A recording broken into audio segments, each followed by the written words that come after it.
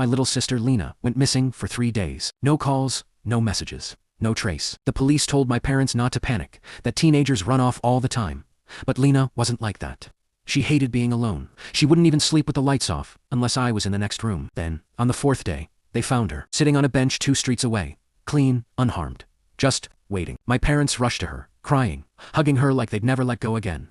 I stood back, watching, because something already felt wrong. She hugged them back, but her arms moved too slowly, like she was thinking about where to place them. When she smiled, it didn't reach her eyes. It was like she learned how to smile by watching someone else do it. At home, my parents didn't notice anything.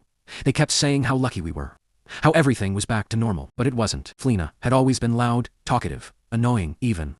She'd follow me around, asking questions, poking at me, until I snapped. Now, she barely spoke, and when she did, her voice was careful, measured, like every word had to be chosen first. The first thing that really scared me was dinner. My mom made Lina's favorite meal. She used to beg for it, constantly, but Lina just stared at it. Eat. My mom laughed. You love this? Lina looked down at the plate, then at my mom. I remember, she said. Not, I love this. I remember. That night, I couldn't sleep. Around 2:47 a.m., I heard her door open, slow, quiet, then footsteps in the hallway, soft, dragging slightly, like she wasn't used to walking. They stopped, outside my room. I stared at the door, my chest tight, waiting. The handle didn't turn. Instead, I heard whispering. 2 voices. One was Lina's, the other wasn't. It sounded like it was trying to match her tone, but kept slipping too deep, too hollow. Almost right, it whispered. I am right, Lina's voice replied.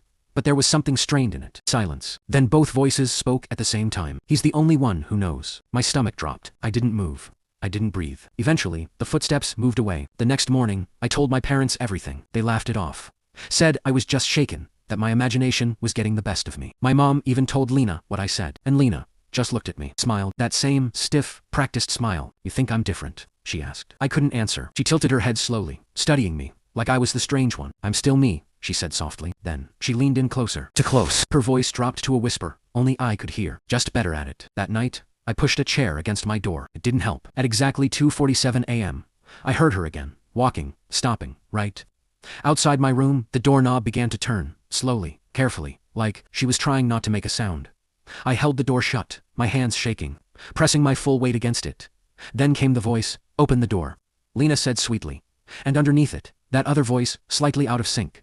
Let me practice.